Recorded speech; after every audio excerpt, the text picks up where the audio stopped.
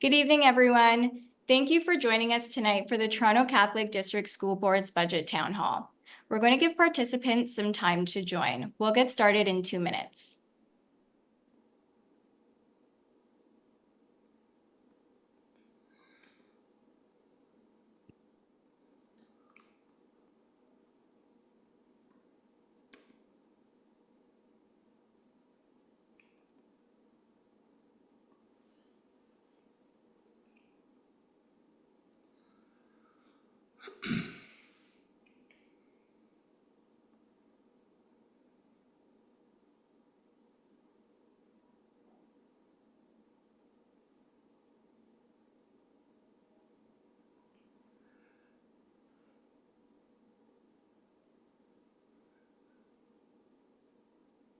Okay, I think we're good to go ahead and get started. So I'd like to introduce Director of Education, Dr. Brendan Brown, who will share opening remarks. Thanks so much, Shara. Good evening, everyone. Parents, guardians, staff, students, everyone who's joining us this evening. Welcome to our virtual budget town hall. So my name is Brendan Brown, and I am the Director of Education here in the Toronto Catholic District School Board. And I just want to thank you for taking the time to join us this evening just to learn a little bit more about our budget. As you may know, or you will know certainly after this evening, our board is facing significant financial challenges. So with that, our responsibility is to make informed strategic decisions. And when we do so in a way that prioritizes student success. So we need to make sure we are also being fiscally responsible while ensuring long-term financial sustainability. So I want to be clear, our students remain at the center of everything that we do. So every decision that we make must reflect our commitments to learning and well-being as in our multi-year strategic plan. So the plan for tonight is our Chief Financial Officer, Ryan Putnam.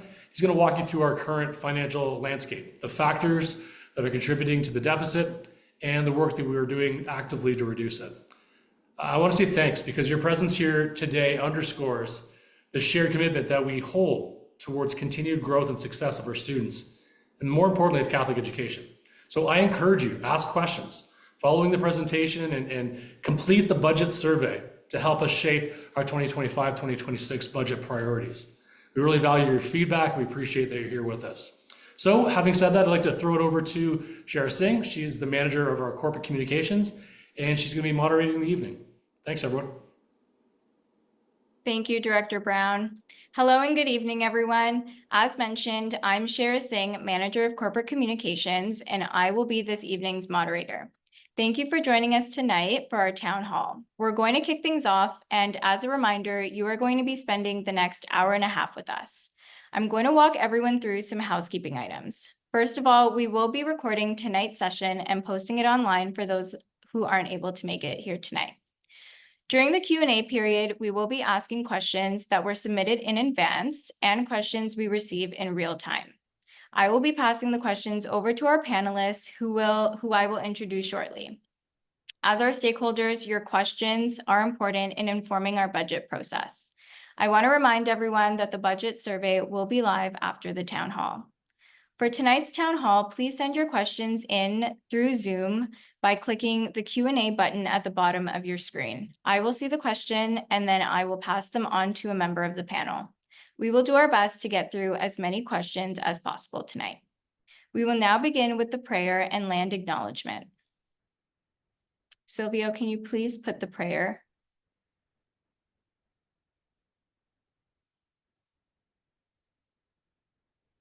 Thank you. In the name of the Father, and the Son, and the Holy Spirit, amen. Loving God, thank you for bringing us together today as we discuss the resources entrusted to us.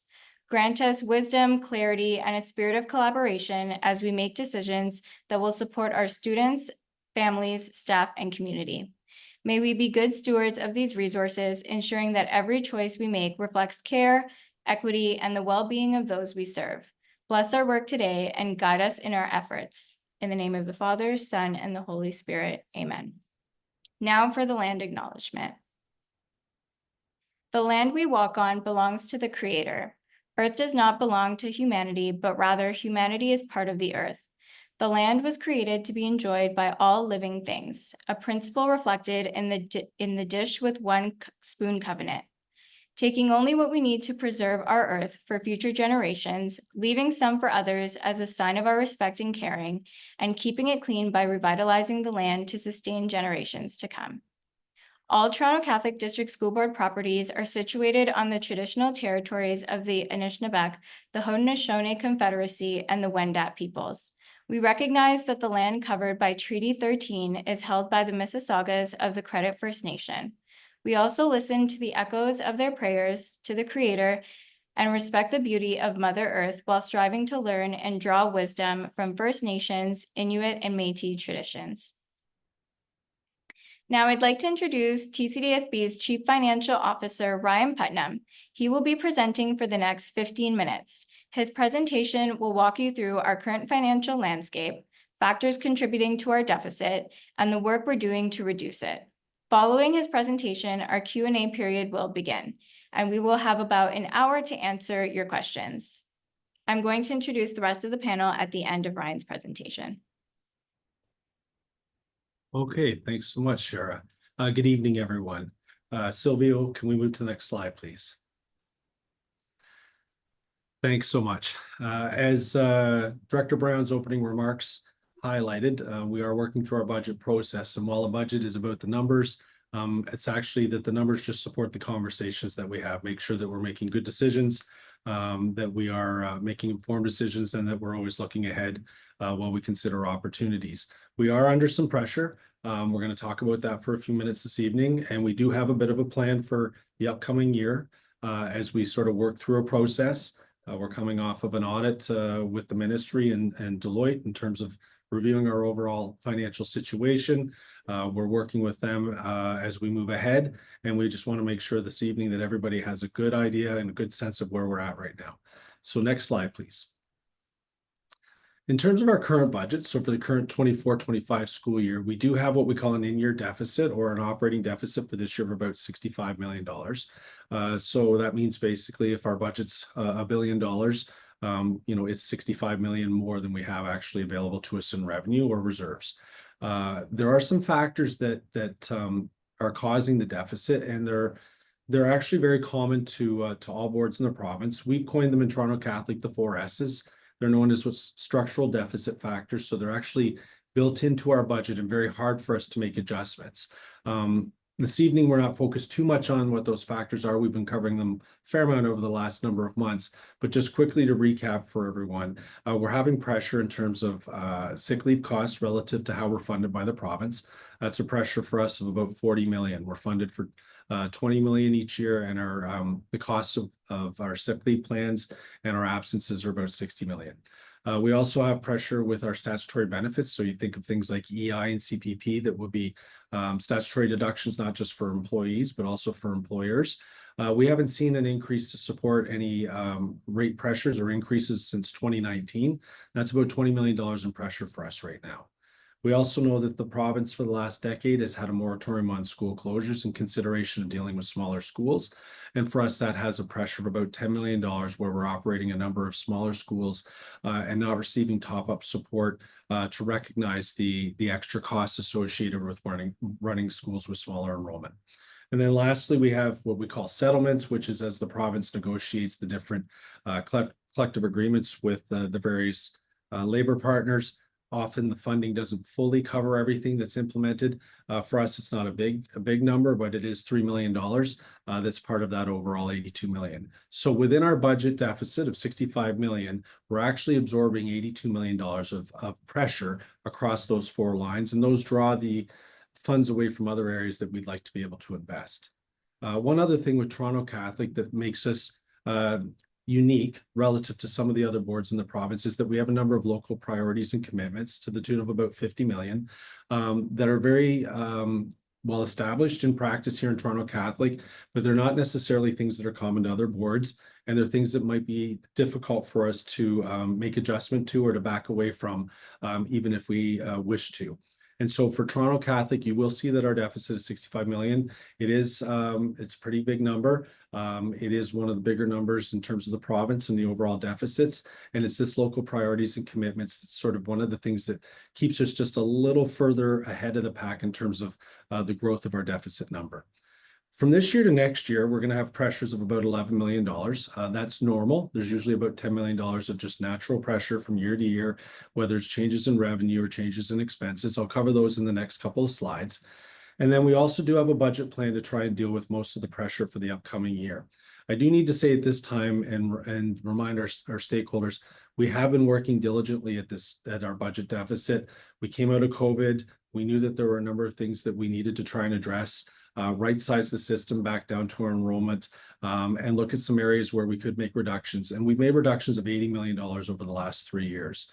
And with that comes less and less opportunities for things to look at. And there are things that we might want to do going forward that have restrictions, and we need to start having those conversations.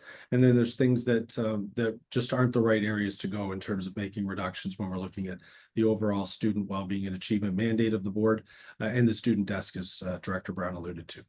Next steps, please. Or next slide, sorry.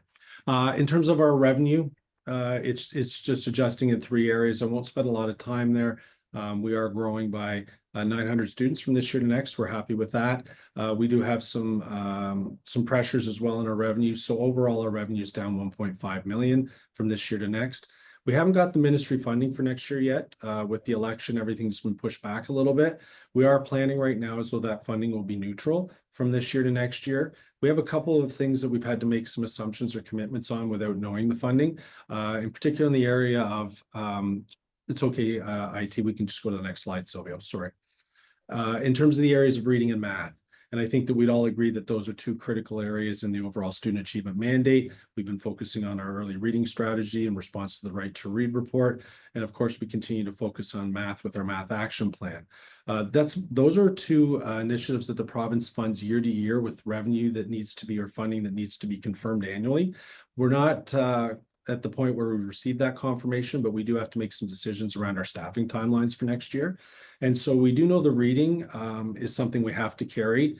We're assuming that the funding will continue. With math, there is no commitment from the province around that program, but we know how important our math action plan is, the work that needs to be done. And so we're going to wait and see if the fundings continue. But in the meantime, we are looking at alternative funding sources for next year so that we can continue that work. Next slide, please. In terms of our expenses, the natural increases would be in the area of statutory benefits. I talked about how we haven't seen any increased funding support since 2019. We're going up by another 4 million next year. So that pressure grows from 20 million to 24 million just on that line.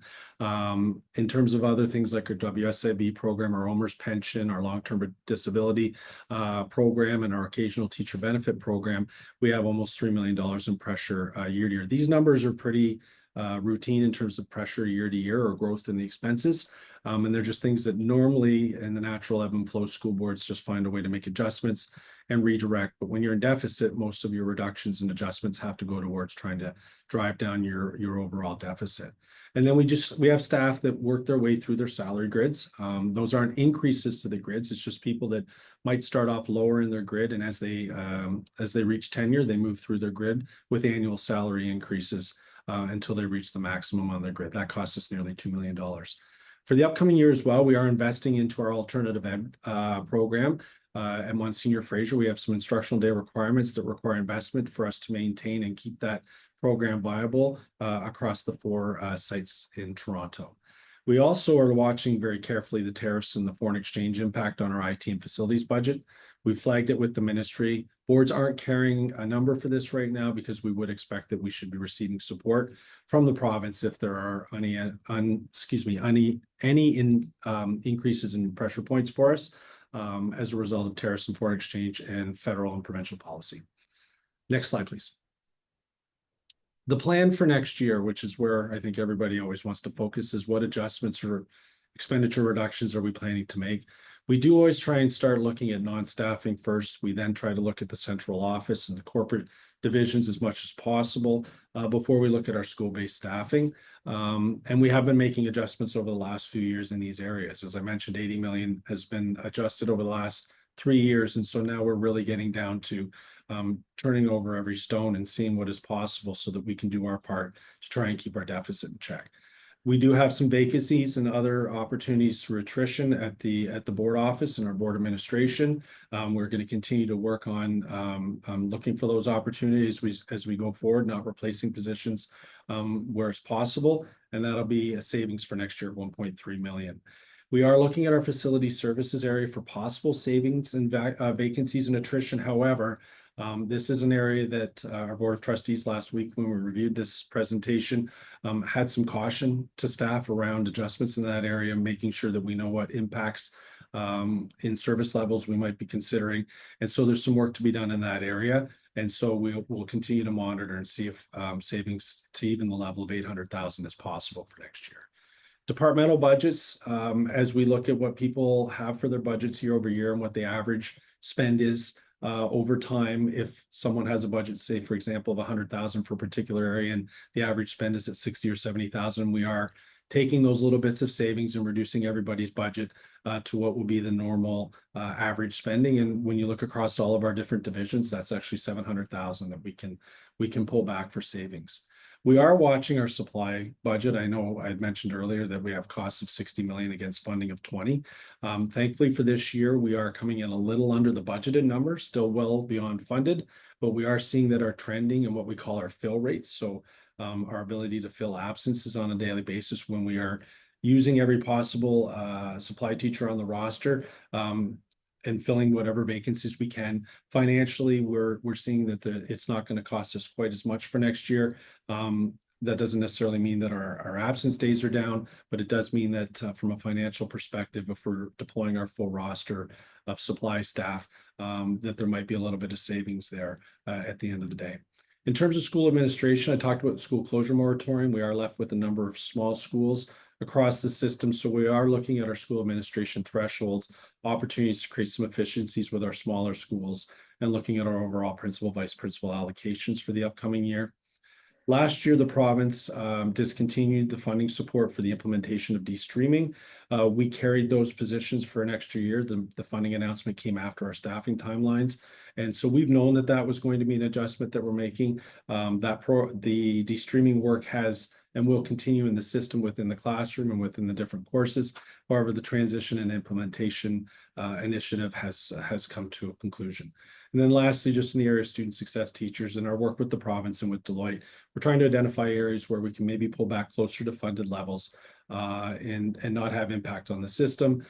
We are going to continue to staff in our secondary schools on an average of one student success teacher per school, doing very specific work in supporting students. And we have about an extra 3 positions right now across the system that we'll be pulling back for next year. Again, just in fragments across the different schools so that there's not a direct or major impact on any one community.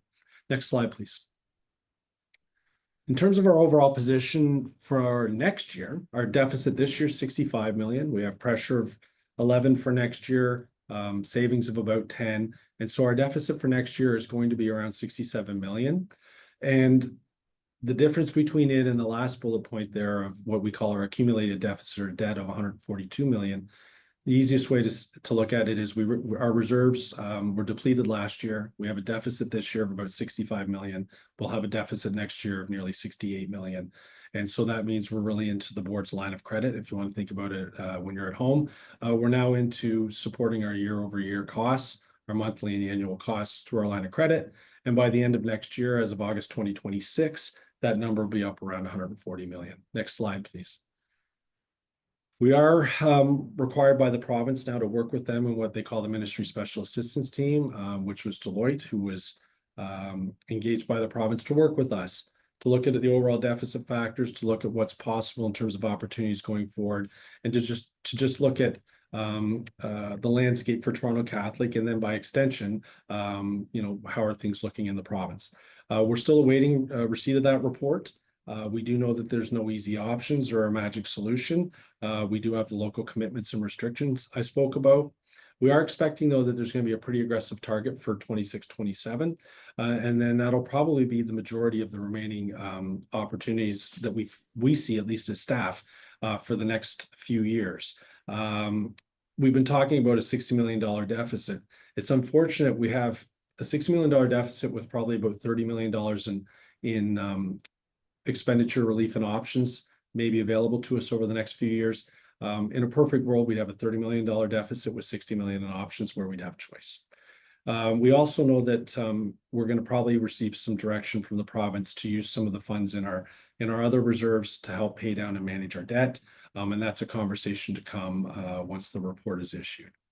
Moving forward, next slide. Future considerations. These are things that we talk about continuously at the board table and at the senior team table. And these are things that we'll be looking at in the coming year. I won't spend a lot of time other than just know that we're always looking at staffing thoughtfully. We do need to go in new directions, and we're trying to look and modernize the system. And so we are shifting, even if it's not a reduced complement in certain areas, trying to shift the focus and purpose of positions to recognize the new direction that the board needs to take in certain areas. We do need to look at our transportation for possible savings and optimization. We do have pressures coming in technology. I think cybersecurity, everybody's aware of privacy and the need for infrastructure in major corporations. And so that's an area that we haven't received full funding support. So that'll be a pressure for us that we have to take into account. We're waiting on our long-term accommodation program plan that looks at our enrollment projections, our facility needs, our program needs on a 10 to 15-year horizon, and that will be a very informative plan as we build our budget around a lot of those recommendations. We do need to take a look at our special education area. It's an area that we spend about 30 million more than we receive. Not saying that that's not an investment that's really important, and we certainly believe that that's a local priority, but we just need to revisit our service levels, make sure that benchmark ourselves to other school boards, and just have some dialogue about the supports and services we're providing in that area. We'll talk about our policies at the board table over time, whether it's transportation or admissions. And then we're also looking at our systems programs, things that we're doing here that are local priorities, local programs, some of them funded, some of them are unfunded, some of them are over or undersubscribed, and we're carefully looking at the student achievement and assessment data of those programs as well to inform those discussions. Next slide. There's only 2 slides left, Shara. This is just the housekeeping of getting the budget from where we are now and up to June and getting it passed, going through our stakeholder engagement phase. And then as we receive the ministry report and the Deloitte report, hopefully sometime in May or June, that'll inform the work that we'll do through the spring and the fall as we look ahead to a multi-year recovery plan in the 26-27 budget. And the final slide actually just brings us to the consultation and engagement, reminds us that we will have a survey that'll go live tonight. We look forward to your feedback, and we'll take your questions for the balance of the evening. So back to you, Shara. Thanks so much. Thank you, Ryan. Before we jump into questions, I'd like to introduce our panelists tonight. Joining our Chief Financial Officer, Ryan Putnam, who just gave the presentation, we have other senior staff who are here to support with responding to questions we received tonight. First, we have Derek Boyce, Associate Director of Corporate Services and Chief Commercial Officer. We're also joined by Adrian Delamora, Associate Director of Academic Affairs and Chief Operating Officer.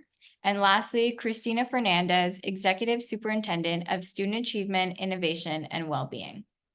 I'd also like to take a moment to thank Sydney Gibbs from Communications, as well as Silvio Pedrati from IT. They're working behind the scenes to support us with IT and monitoring questions as they come in. I'd also like to take a moment to acknowledge that we have some trustees joining us tonight. So thank you for joining and welcome. Again, thank you to everyone who submitted their questions in advance. In addition, you can submit questions using the live Q&A feature in the Zoom webinar. We've received a lot of questions tonight, and we are going to try our best to get through as many as possible and bundle answers when possible. So when submitting questions, you can make a choice whether you want to keep your name in or if you want to be anonymous. And again, this session is being recorded and will be uploaded to our website and on YouTube for anyone who missed it. So with that said, we'll proceed with our first question. So we have a few questions about our international languages program, so I will be bundling a few of them. Given the cost to run the unfunded program, wouldn't it be better to exercise the program and spare millions? Ryan and Adrian, I'm going to give that question to you. Sure, thanks. Appreciate the question. It's one that comes up annually. Toronto Catholic has always valued the focus and the investments in our international languages program. It is one of the programs that is board sponsored, so we don't receive funding for it. It is something that we do expect to be somewhat touched on in the Deloitte and the ministry report. For now, we're committed to the program for next year. We do know that that it's always something that comes up, and we are thoughtfully reviewing all of our areas, as I mentioned, over the next year. But there is a commitment to the program being maintained in status quo for the next year. I will turn it to Associate Director Delamora if he's got anything to offer. Yeah, thank you, Ryan. Thanks for the question, Shara. The international language program was introduced on the premise that it is a valuable program that has transferable benefits to students' learning on the literacy side as well. It's a program that we continue to monitor. It's a program that has also been reviewed in terms of its impact on student achievement. So that is another metric through EQA and other performance metrics that we monitor.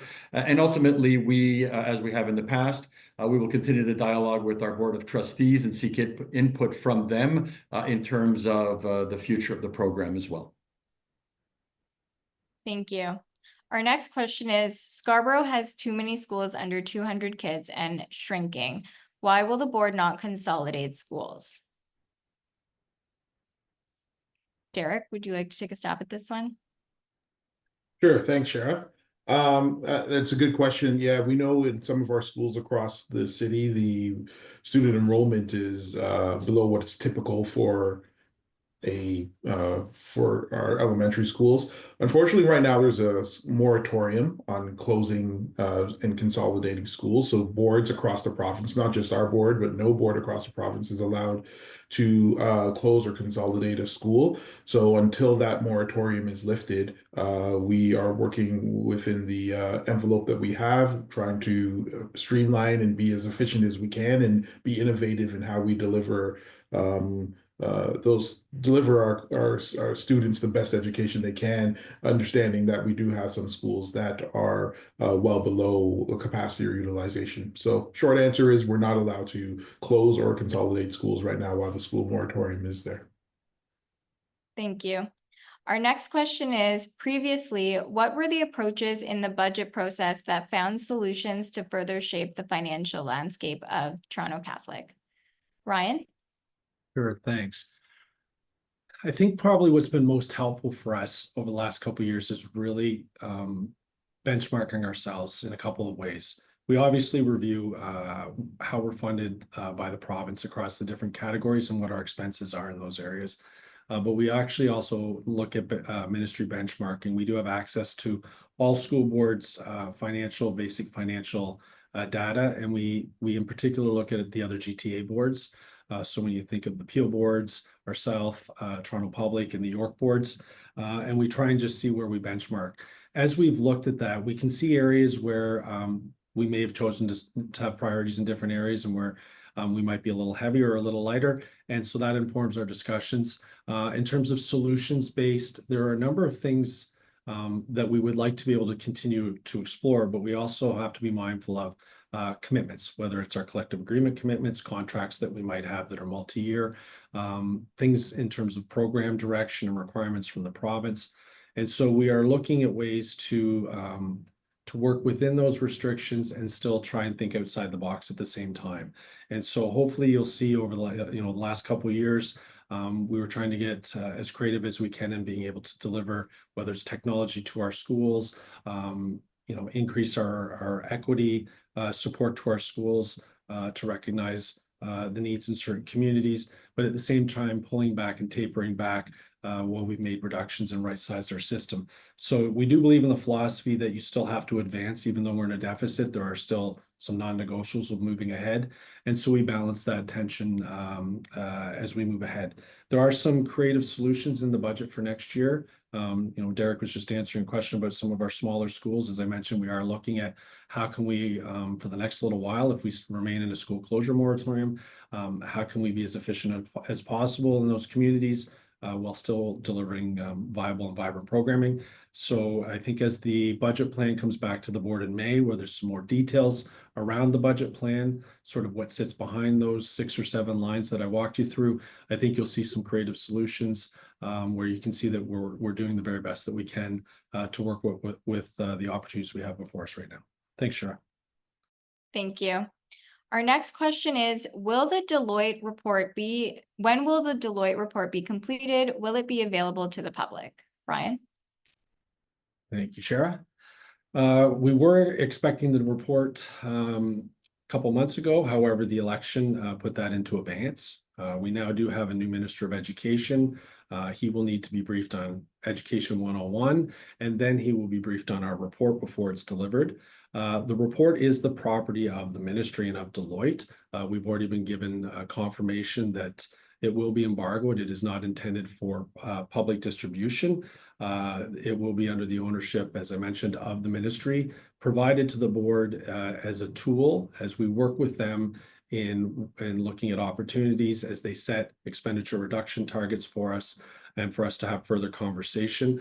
A lot of the recommendations of the report, of course, will come into the public forum by virtue of our budget process naturally. Things like tonight, where I've shared our budget framework, those will all be tied back to whether they were in the report, recommendations and their source and the rationale. But as for the report itself being published or publicized, no, that is not something that would be at the discretion of the board. Thank you. Thank you. I've gotten quite a few questions about special needs programming. So how will this affect the support that children with special needs get? Adrian or Christina?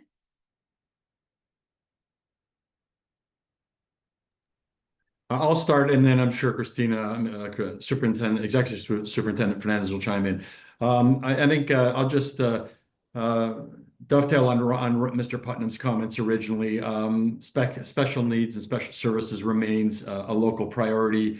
It's incumbent upon us as a board to revisit service levels, to look at benchmarking. Those are always strong exercises.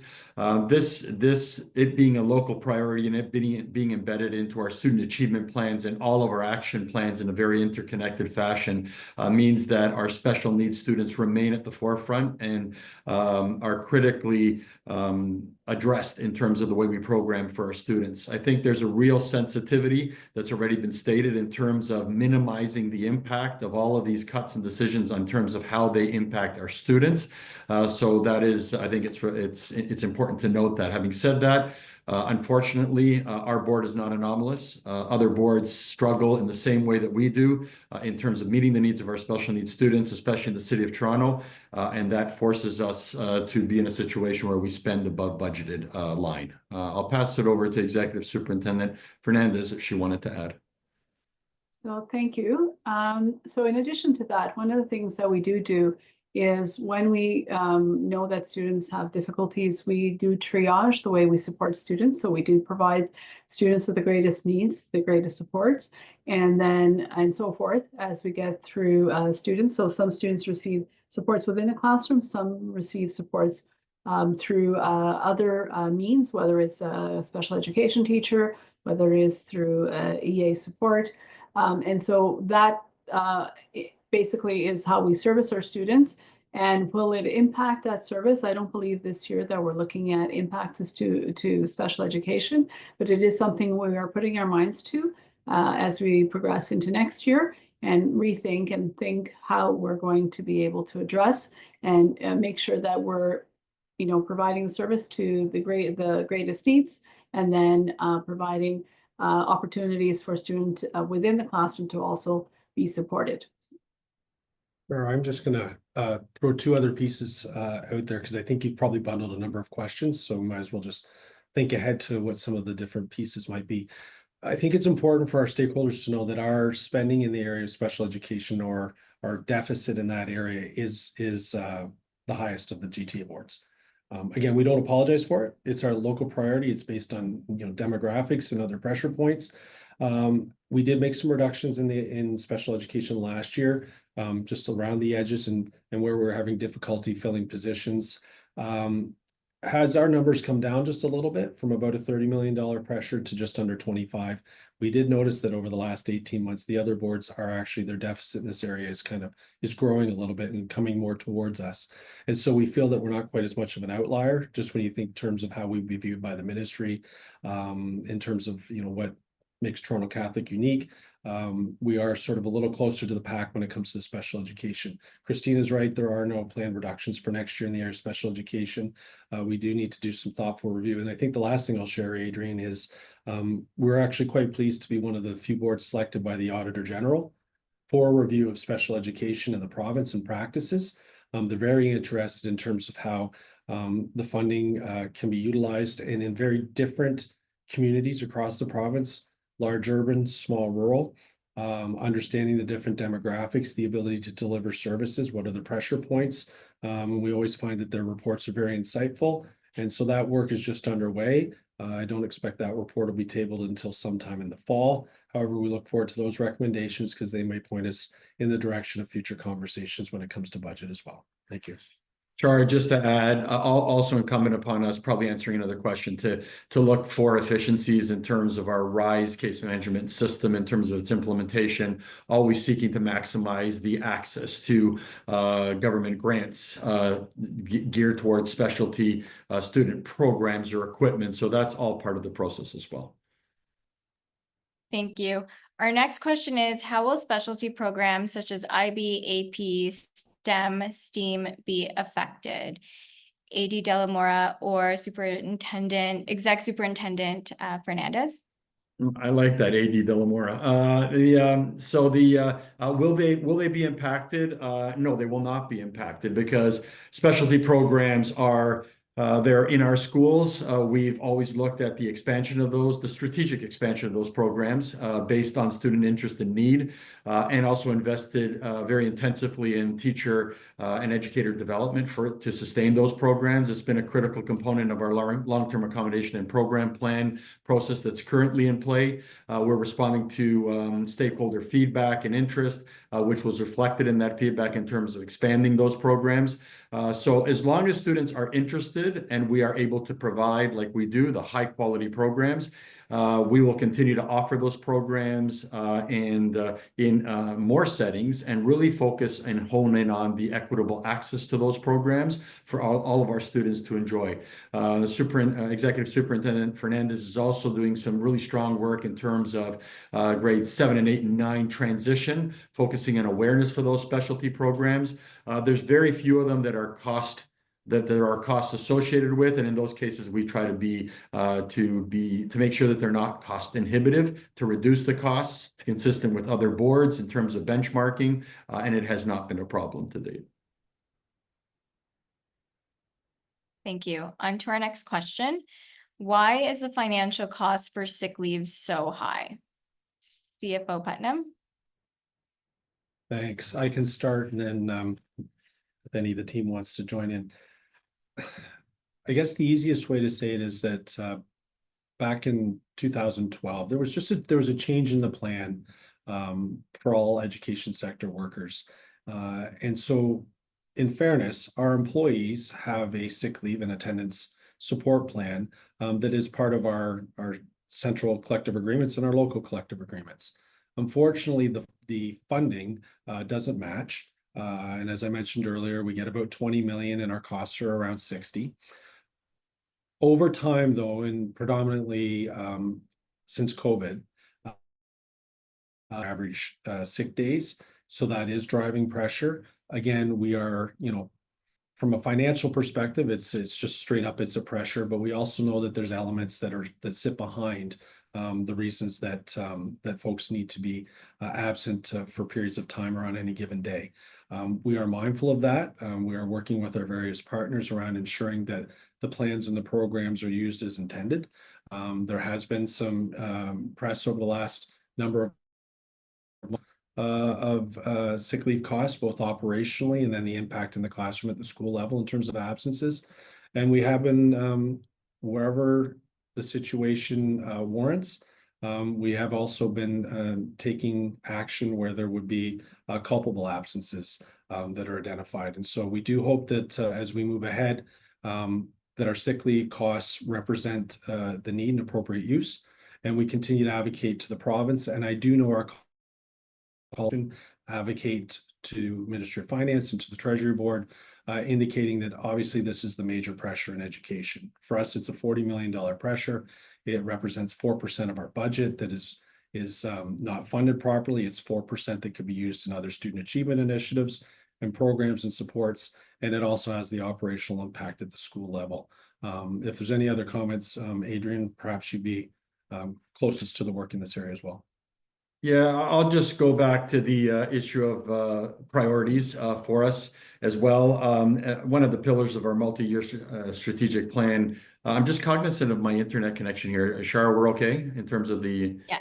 Perfect. Okay, because I'm at the CEC and it did come up as an internet connection issue. But the MYSP has 3 pillars, and you know that we are sustaining and continuing our focus on student achievement, equity, and well-being. And well-being goes hand in hand with our commitment to looking at staff absenteeism. We are looking at ways to mitigate and deal with some challenges in terms of attendance support, and that is really grounded in and founded in getting to know our educators and some of the and our employees and some of the challenges that they're facing. And significantly, we as an employer also offer an employee family assistance plan in terms of those supports to try and mitigate. So it remains an issue, a significant issue and pressure point, but we are ready and as always willing to exhaust ways, all possible ways to try and mitigate that problem. Thank you. Our next question is, will the deficit impact the playground and schoolyard revitalization fund? AD Boyce? Thank you, Shara. No, it will not affect the Playground Revitalization School Fund. That pot of money comes from our renewal grant that we get from the province or ministry every year. So today we're talking about our operating budget, which is a separate pot of money funded mostly through our core ed funding. But the Playground Revitalization Fund is funded through our capital renewal dollars, and so it won't be affected. Thanks, Sharon. Thank you. Our next question is, what is the expected enrollment change for next year? AD Boyce? Thanks, Shara. We are currently working on that. A report will be coming to corporate services next week, and so very shortly we'll be finalizing that and publishing that. We do expect to see a slight increase in our enrollment, due mainly to a number of good factors, opening new schools and some of the trends and analysis that we're seeing in and around Toronto. But we do expect a slight increase. That final number, again, we're still finalizing that, but that will be in a report coming to corporate next week. Thank you.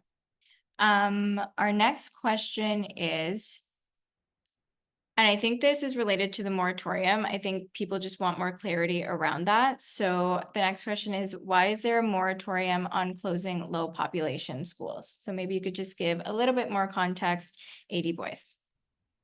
Yeah, thank you. And then I'll probably look to CFO Putnam if there's some context that I'm missing here. So for some people that may have missed it, the school moratorium closure is an edict from the ministry. So it's not controlled by school boards. The ministry put that in place a number of years ago. Part of that, and I can't speak for the ministry, so this is a little bit of conjecture, but conjecture along with experience. I think part of that is to ensure schools are in local communities. There is a lot of angst that happens when schools close or schools consolidate, where kids move to new social groups, transportation issues. And so I think the province a number of years ago put a provincial-wide moratorium on school closures to allow for that stability.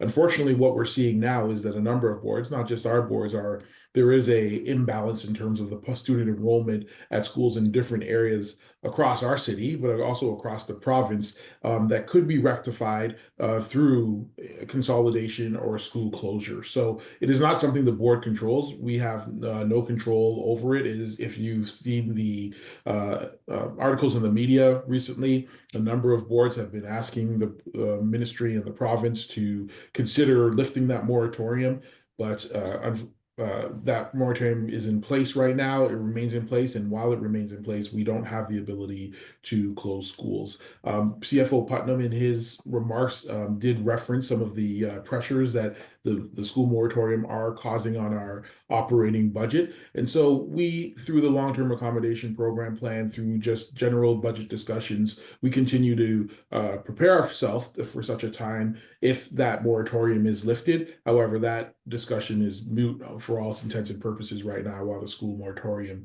is still in place. CFO Putnam, I'm not sure if there's any additional context you wanted to add. No, I think you captured it. I think the one thing I'd say if and when the moratorium is ever lifted is, and it looks like my internet is maybe holding up. Okay, is part of the conversation is financial, but the other element really is around what is the programming opportunity, implications. Everybody in their neighborhood school, there's attachment and affinity, but there are opportunities where the solution makes sense, where there can be improved opportunities within the programming size of school, extracurriculars. So I just want to, even though I'm CFO and we're talking a little bit about savings and the impact of the closure moratorium, we do have to be thoughtful about those types of conversations.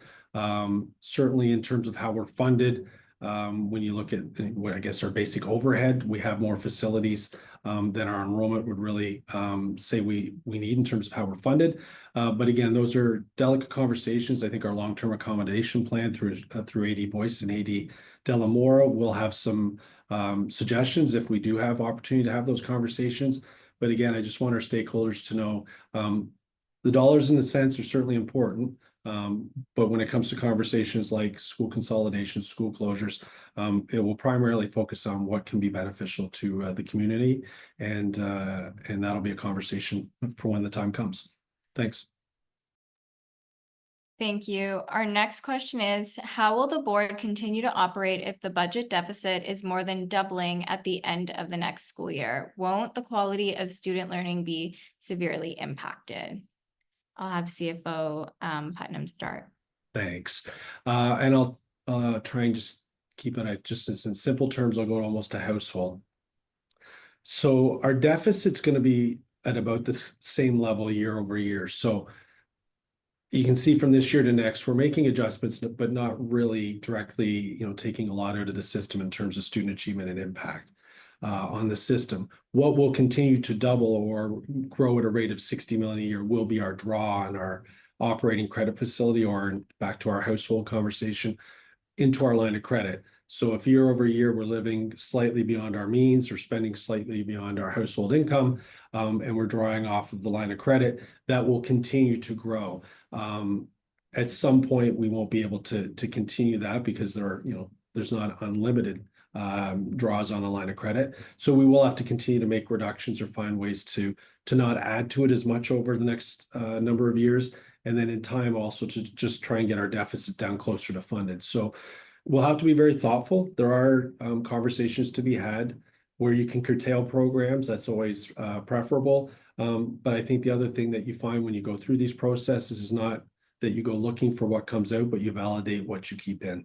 And those are really helpful exercises. And sometimes it's prioritizing or moving in new directions. And so that always creates some consternation, but it also gives the opportunity of going in new directions. And so we'll work through that process. So our job is to make sure that student achievement and well-being is not impacted, that despite our deficit, that there is a line that we need to draw and stand behind when it comes to areas that might be subject to reduction that could have negative impact on our students. And we are closely monitoring different areas in terms of if adjustments are made further, what will be the impact. And we are preparing for the conversations with the ministry for when the time comes in terms of what, if any, expectations they might have for us in different areas. Thanks, Shara. Thank you. Our next question is, can you please go over the local priorities that cost 52.8 million? CFO Putnam. Sure, thanks for the question. It is something we cover probably every other presentation. So in terms of Toronto Catholic, there's the following, and I'm just going to go from sort of the ones that are more we've already talked about. So special education for us is 23 million of that number. So 20 of the 50 is special education. But I think we've spoken tonight why that's an important local priority. We also provide long-term disability benefits for our non-teaching staff. That's been a long-standing practice of the board. And we provide benefits to our occasional teachers, again, another long-standing practice of the board. And I think it's important to mention to stakeholders that these commitments were made a number of years ago when the board was in a balanced budget position, when we had reserves, when the 4S's, or those structural deficit factors that are beyond our control, beyond all boards' control, the sick leave pressure, the statutory benefit pressure, the school moratorium pressure, those are all new things in the last 5 years that have sort of swung things on school boards. And now we're being asked to look at what our local priorities are, our unfunded programs, as one of the measures in which we can sort of offset some of those policy and provincial pressures. The remainder of the local priorities or local commitments are two areas of inefficiency in terms of how we're funded to how we have to honor contracts. They're in the areas of our prep and planning time in terms of our allocations to meet the needs in every school based on our collective agreements, and also in the area of bell times. We do have a restriction that we can only have bell times of 8:30 or 9 o'clock in our system. Traditionally, a 1 hour window minimum is needed to be as efficient as possible with our buses so that you're using them as much as possible in the morning, as much as possible in the afternoon. And so we're looking at ways to be as efficient as we can within that 30-minute window. And over time, we hope to be able to find a way to have a larger window in the morning and in the afternoon to be more efficient with our buses. Thanks, Cheryl. Thank you. Our next question is, my kids are thinking about pursuing post-secondary programs that require a lot of math. So this is a priority for us. With no central math commitment, how would this impact high school students? What are possible alternative funding sources? I think from a financial perspective, we're really hopeful, and I know ministry staff, the Ministry of Education staff would love to be able to tell us right now that the funding's there. They just have to wait until they're told from finance, and finance is told from treasury whether or not that money will continue for next year. For us, it's a priority, and we will find, even if it's just one-time sources, whether it's from savings out of this year's budget that we can protect for next year, whether it is pausing things that might be planned in next year's budget because this will be a higher priority. We are looking for what those alternative sources are. And when we come back to the board in May with our budget plan, we will know whether the funding has been continued or not. And if we need those alternative funding sources, we'll be able to commit to those. I'll turn it to Associate Director Delamore around just the conversation around our math action plan. The money that we get from the province in those additional positions are just on top of the great things that are already happening in our schools. And I think that's an important element of our math action plan. Over to you, Adrian. Yeah, thanks, Ryan. The fact is, as a board, math is a urgent critical need, not only for the board, but for the province, so much so that the province has been quite prescriptive in terms of expectations that we are responding back to and reporting on in our math action plans with key performance indicators and specific metrics and reports back. All of our schools, over 90% of our schools have math identified as their most urgent critical need with regards to their school improvement and equity plans that they have at the local levels. Executive Superintendent Fernandez oversees that work specifically with Superintendent Kimberly Dixon and Superintendent Michael Kakamo, and as well our Superintendents of Special Services and Equity, in terms of aligning the work and making sure that we're getting to students early and really focusing on high impact instructional strategies and developing staff capacities. So this is something that we report on with rigor. We are very confident and hopeful that the funding will be sustained, and we have a very, very specific plan in terms of addressing that need on a go forward. Thanks, Adrian. And sure, I'll just say that for clarity, the math program and the additional resources will continue for next year. regardless if the funding is provided from the province or not. That's a commitment that we're making right now to the community, to the Board of Trustees, so that there's no concern or confusion as we approach September. Okay, the math action plan and all of the different resources we have in place right now, we're committed to providing for that in this budget framework. Thank you. Our next question is, would there be any consideration for offering early retirement packages to teachers nearing retirement so teachers at the higher end of the pay scale leave earlier? CFO Putnam, I'll have you start. Thank you. Appreciate the thought. This is part of outside the box thinking. So thanks for the question. There's two challenges that we do have with that. So it's really, no, it's not an option for us.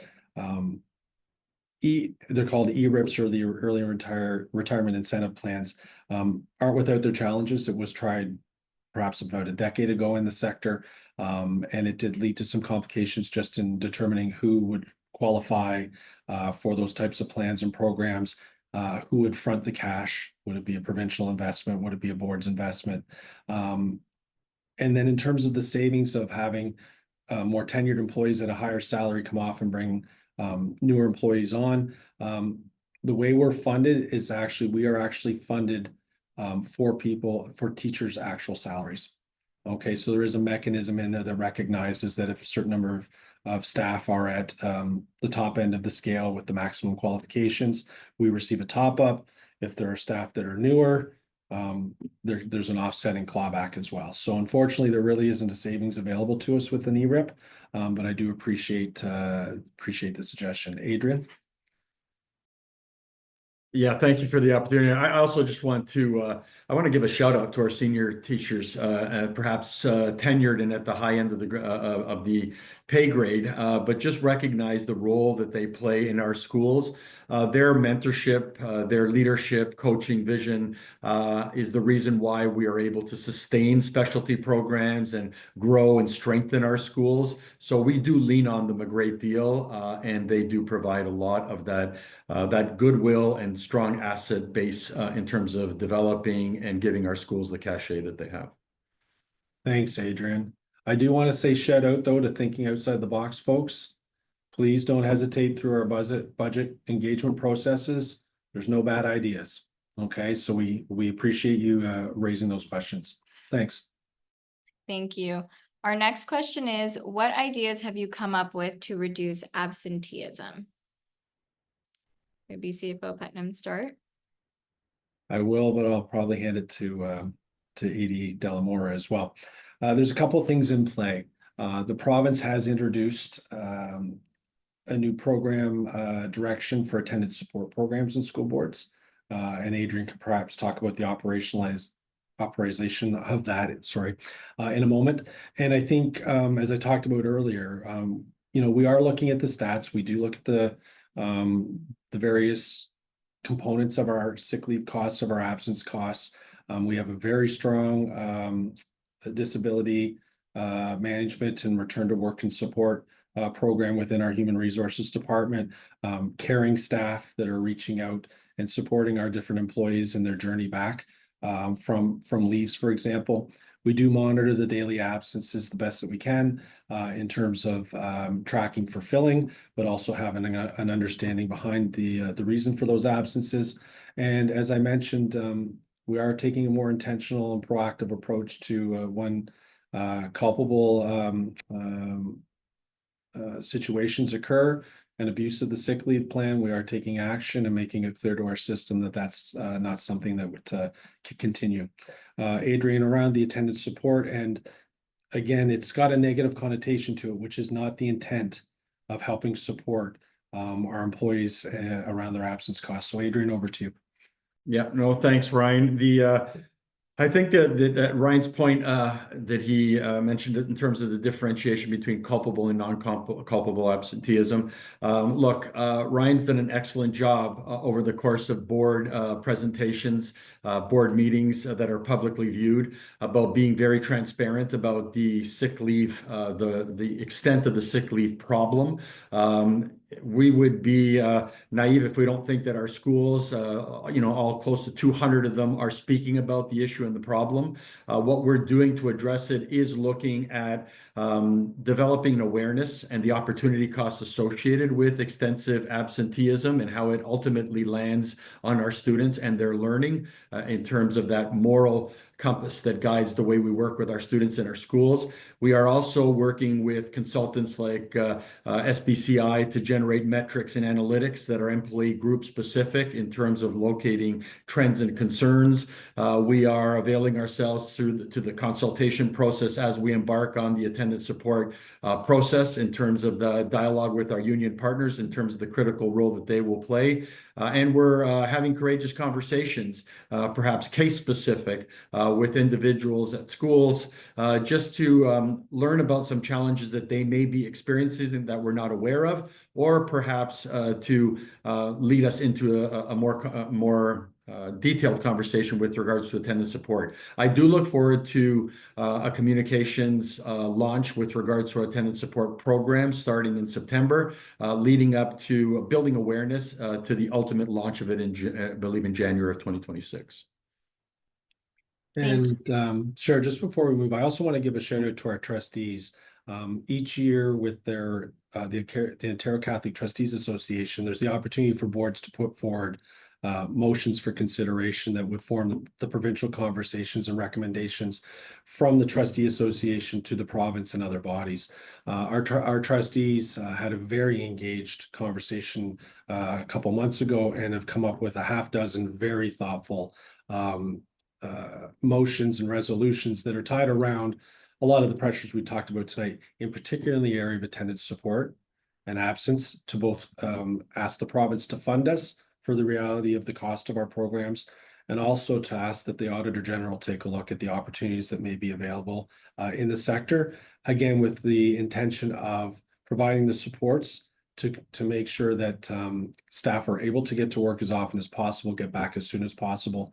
And so that is a conversation that we hope continues up through the provincial tables as well. But again, just a shout out to Toronto Catholic trustees for being at the forefront of that conversation. Thank you.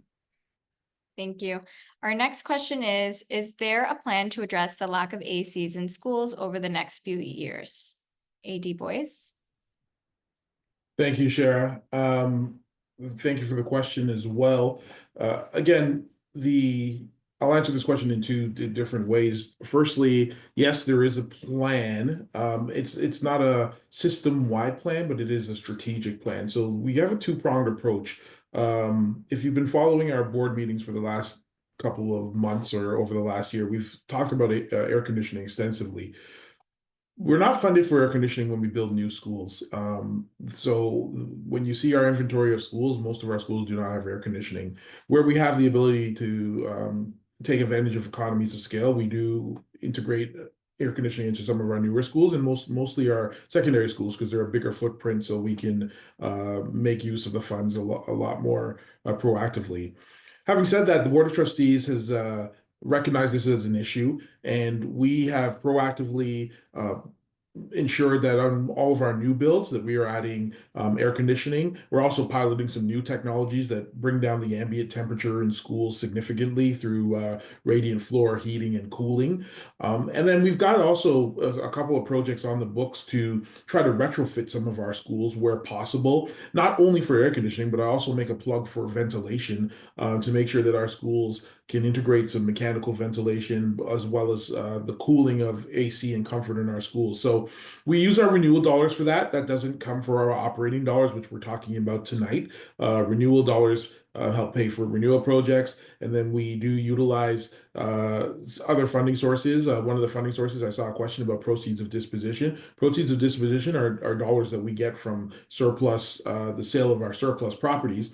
And those help fund capital projects and supplement renewal projects. And some of those are utilized to integrate air conditioning and other capital projects into our school system. So we know that heat and comfort is a problem in our school in the sense that we do have a number of days throughout the year where it's extremely warm, and so we're undertaking a lot of different methods to do that. Air conditioning is one of those things. It's an expensive option. It involves a lot of retrofitting in a lot of our schools, which are older in nature, but definitely in our new schools and as we build and we do additions, we definitely try to integrate that into our new inventory of schools because we do recognize it's a problem. Thanks, Shara. Thank you. Our next question is, what is the likelihood of staff layoffs in the upcoming year? CFO Putnam? Thanks, Shara. We're not expecting any layoffs. With the growth in enrollment actually of 900 students, we expect to be in a hiring position with our teaching complement and any of the enrollment based staffing support staff positions at the school level. And as I mentioned earlier, we are also looking at vacancies and attrition as the first line of savings, whether it's in the board administration or other areas. So no, we're not expecting any layoffs in this budget for next year. Thank you. Our next question is, will the budget deficit impact any capital projects that have already been approved? AD Boyce? Thanks, Shara. Short answer again, no. The capital program is funded from a different funding, different pot of money from the provincial government and the ministry. So our capital projects are funded on an individual basis. Every school, new build school or major capital project has to get its individualized funding. And then speaking of renewal funds, renewal comes from a separate pot of money. We get about $70 million a year for renewal, which funds things like roof replacements, washroom upgrades, HVAC system upgrades. And so those two areas, capital and renewal, are not affected by the operating budget as they rely on their own funding sources. Thanks, Chair. Thank you. Our next question is, reading delays are a great concern for late primary and early junior grade level students. How is the board supporting these needs now and going forward? AD Delmora? Thanks for the question. I think I'll pass that one over to Executive Superintendent Fernandez. So thank you for the question. So we continue to work with our staff centrally to be able to provide not only resources, but assessments that begin to uncover and understand what the needs of our students are. We currently have about 24 staff that are currently working with our schools, so day in, day out, to help support students' needs as we understand them. So we have undergone this year the ability to assess all students using a specific screener. The screener has allowed us to understand what the needs of our students are and has allowed us to be able then to be responsive by providing resources, by being able to provide direction in terms of strategies that can be used at the school level in order to respond to the student needs and be able to provide interventions as appropriate. In addition to providing these resources locally through our reading facilitators, we're also we continue to provide services such as Fifth Block, which provides interventions to students in grade 1 and 2. We continue also to provide resources and supports for students who perhaps have gone through a number of years and still continue to necessitate the interventions of reading strategies. We do have the Empower program. We are using corrective reading. So we have multiple programs that we're using currently to address the needs that students have demonstrated. And with the new screener that was initiated this year, we're actually being able to track and understand where students' needs are, and then using that data to be able to inform the strategies and support the students so that they actually increase their reading abilities and come to par and to level in order to be able to continue their schooling. Thank you. I'm starting to get a few questions about students being dispersed due to the lack of supply teachers. So I'm just going to bundle up a few questions. Is the increase of dispersed students a direct result of having a large deficit? CFO Putnam? I'm going to go to AD Delamora, but what I will tell you is we fill all the absences, so it's not a financial conversation. we fill as many absences as we can. But I will turn it over to AD Delamore around the application at school level and the impact. Yeah, no, thank you, CFO Putnam. The increasing rates of absenteeism are problematic. Increasing rates of absenteeism require jobs to be filled. Poor fill rates in terms of perhaps occasional teachers not accepting jobs in certain areas translates into challenges at the school level that our principals have to navigate on a daily basis.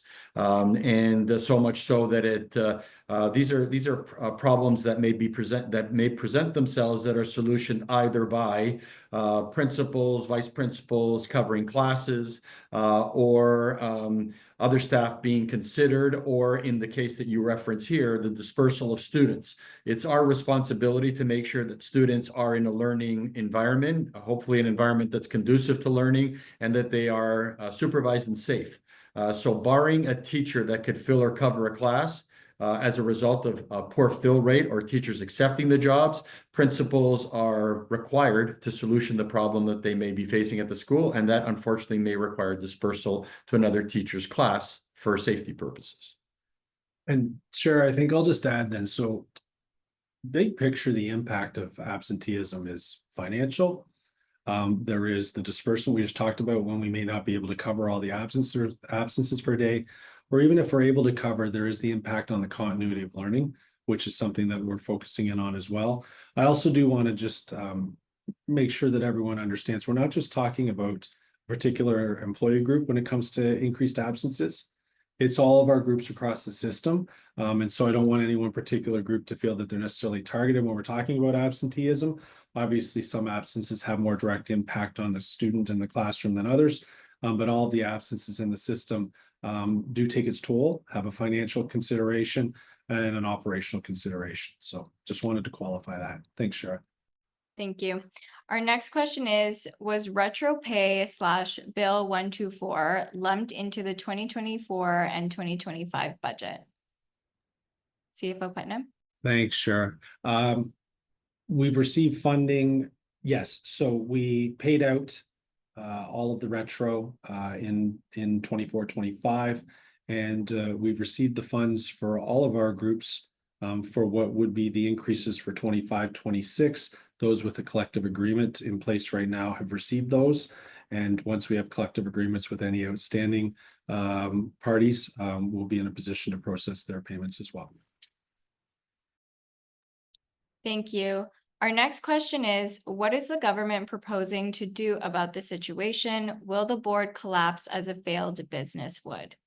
CFO Putnam? The answer is no, we won't collapse. So we're not in that area of concern. The province ultimately has to support school boards, which also gives them the ability and the right at times to step in and provide recommendation or direction to certain boards. I think what you're going to find through our process, because there's always a cycle of pressure on school boards, every 8 or 10 years. This would be the first time I've been in education now nearly 25 years, CFO for almost 20, and at another board for quite some time before joining Toronto Catholic. This is the first time I can tell you that all boards in the province are feeling the same pressures of the 4 S's. Even a board that's balanced, if you have an 8% pressure on those 4 S's, that means that you're taking resources away from the rest of the budget just to pay those lines without any ability for investing in new programs or protecting things that will be important. So for Toronto Catholic, as our deficits got to a certain point, that's what's triggered the ministry engaging Deloitte to send them out. First of all, to validate that our deficit is what it is, that our the reasons for it are what they are, that our story is what it is, and then to work with us at looking at the opportunities that are before us. There are some things that over time we would like to be able to do, but will take some effort and some runway and some, quite frankly, cooperation from all of our stakeholders. If we put the system first, there are opportunities that will help us lower our deficit. And then I also do think there's going to be some things that aren't going to be popular, that are going to be possible and most likely recommended that the board either consider or possibly even directed to do. that the province and the board will have to have conversation about. So no, the board will not collapse. The board will work with the ministry. There are other boards with growing deficits. There is at least one other GTA board that is in a very similar circumstance to us. But it does require give and take between the province and the board. And ultimately, the ministry does have some influence over our next steps. But the board also is still able to maintain local autonomy and make the decisions that are important as long as we work in partnership with the ministry. Thank you. Thank you. I will just note that we have less than 15 minutes left, so we still have a few questions to answer. I will ask them, and I just ask that we keep our answers as quick as possible.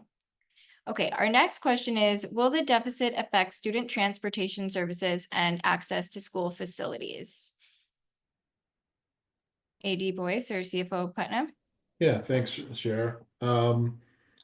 So the transportation budget is a component of our overall operating budget, and so any deficit we have, we do have to look closely at what that means for transportation. As CFO Putnam in his presentation alluded to, some of the areas that we need to look into are some of our transportation policies, what we currently do and provide. Not most of those are future state evaluations, but we continue to look to see where we can garner efficiencies in the transportation area.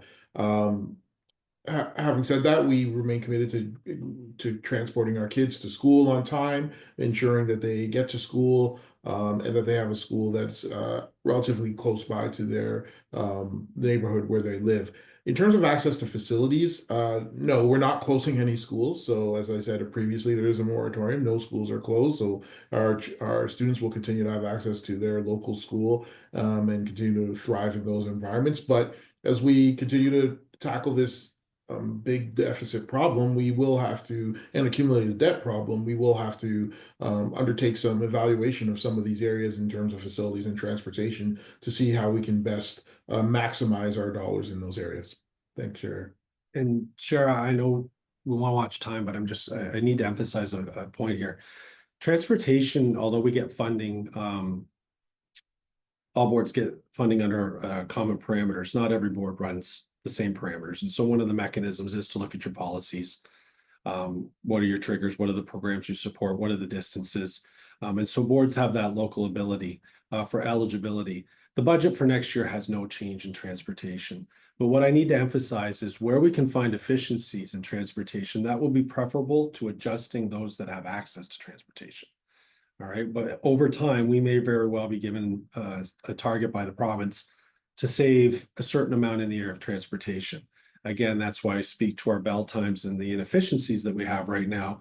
If we have a bigger window of bell times, for example, or we're able to use even our existing bell time structure through some changes to be able to use our buses more efficiently, those savings are generated without impacting students' eligibility. You're still getting to school. And so I will throw out to our stakeholder community that we will need to be looking, whether it's on the existing bell time structure, or if we get the ability, hopefully, to have a bigger window and be even more efficient. Yes, there's change when you implement bell times. I've done it before in my past life, but it does protect services for students. So there's really two choices in transportation: unlock efficiencies or adjust eligibility. Our preference would be for the efficiencies. Thanks, Shara. Thank you. Our next question is, with the discontinued funding of de-streaming teacher, will the discontinued funding of de-streaming teachers affect student learning? CFO Putnam? I'll Delmore. AD Delamore or Exec Superintendent for Yeah, yours. I'll just do a quick high cursory comment, then I'll pass it over to Christina. We made the bold decision to keep them in play last year. I think it was a wise decision in terms of the importance and difficulties associated with the transition of students from grade 8 into a grade 9 D-stream class. Fortunately, we maximized the utilization of these wonderful individuals.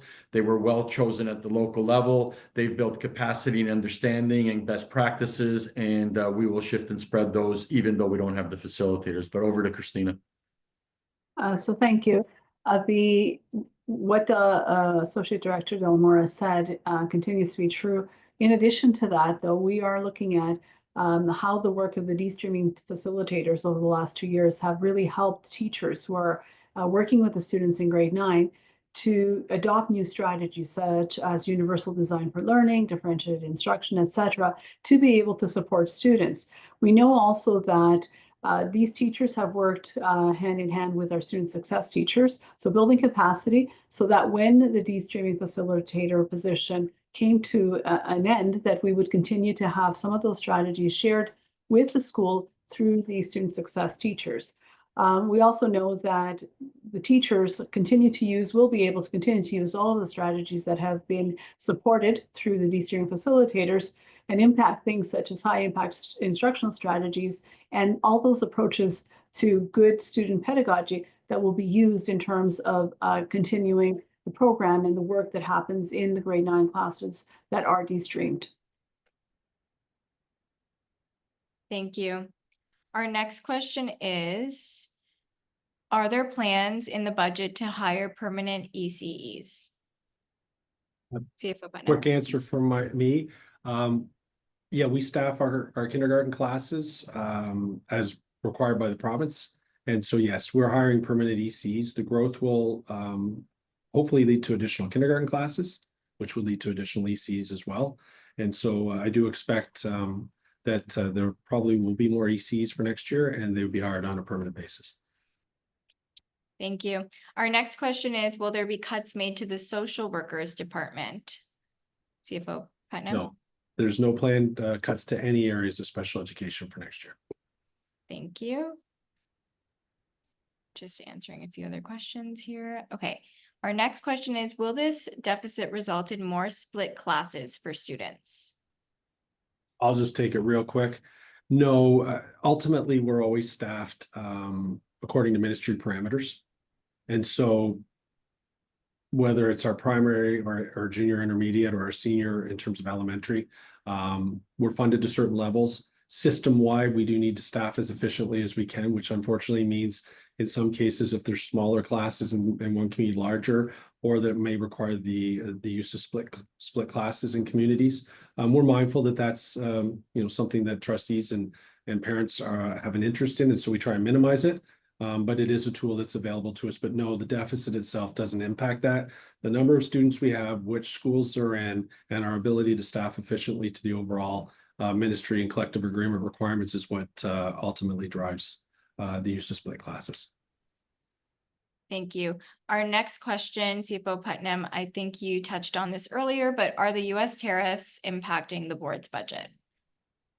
Not immediately, but we are expecting that if it were to continue, there will be not only a short-term increase in price points, but once they've increased, they'll never come fully down. So we are watching in particular the areas of IT and facility services for potential impacts. It is possible, but at this point in time, we haven't seen anything immediate. We have contracts in place. Our suppliers have been doing their best to honor those price points. Thank you. We'll just take a few more minutes for a few last questions. Our next question is, in the elementary schools, there seems to be a loss of funding for textbooks, a decrease in school budgets for supplies such as paper, and a lack of funding for projectors or laptops. Is there a plan to better align the curriculum with the appropriate tools available to teach it? AD Delamora or... I'll just start really quickly, which is we have made a commitment in our budget this year, and we'll continue to have a core level of funding available for either digitization of resources, support in terms of a baseline of technology for our schools. And yes, the school block budgets or their annual consumable budgets, they're tight, they're not generous. And so we are working with our principals to provide better access to reports so that they know what money they have available at all times, the limited funds that they do have to put to the best use. AD Delamora, did you want to supplement?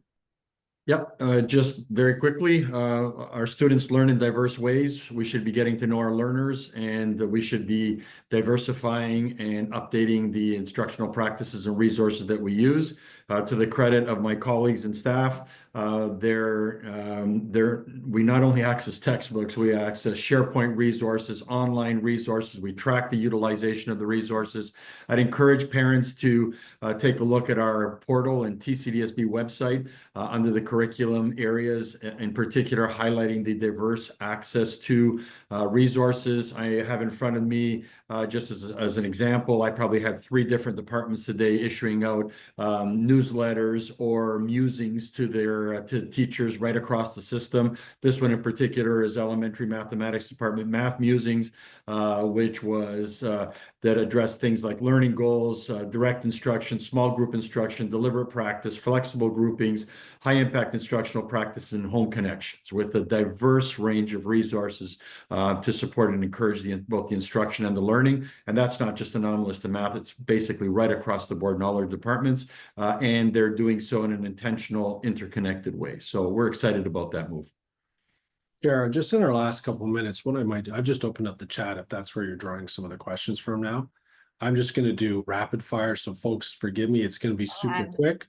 There's reference to the public board providing a certain amount per pupil to elementary schools for their libraries. That's part of our allocation that we give as a general allocation to our schools. And then it's local assignment of the budget in terms of the areas of focus. There is some support from the central program budget as well for resourcing. Yes, we will continue to purchase the Lexia Core program for grade 1 students. If we had time, Christina would explain to you what that does, but for whoever's asked that question, yes, we continue with that. Can we increase our benefits in the area of social work and psych benefits in our benefit plans to get better support for people's mental health and well-being? Fortunately, those plans are negotiated centrally. We don't have the ability to adjust what the plans are. They're designed at the provincial level, but that's a great idea and a good thought. Thank you. How can we better incentivize attendance of staff? Unfortunately, the old model was retirement gratuity, where if you saved up some of your sick days, you were able to be paid out. Unfortunately, that's not available to us. That was discontinued back in 2012 by the province. Just seeing if there's anything else we haven't touched on. No, we're not touching guidance counselors in secondary and the ability to support students in their post-secondary planning. I think there's a bunch of absenteeism. And I think that kind of covers the theme, Sharon, unless I've missed anything. Yeah, I think that was a great rapid fire, Ryan. Thank you. We should do rapid fire for me more often. Should. Next year. Okay, perfect. Well, we've answered quite a few questions. Silvio, I'm just going to have you put up the slide. Just have a few closing notes for everybody. I do want to thank everyone again for joining us tonight. And tonight's session will be posted online, like I mentioned, on our website and on YouTube for viewing as of tomorrow. The budget survey is also now live, and you can visit www.engage.tcsb.org/budget. And you just have to click the survey tab and you can complete the survey there. The survey will be open from now until April the 25th. So we really hope you have the opportunity to complete it to share some of your priorities that will help us guide the budget process. So again, thank you everyone for joining us tonight. I hope you have a great rest of your evening, and thank you to our panelists as well. Good night, everyone.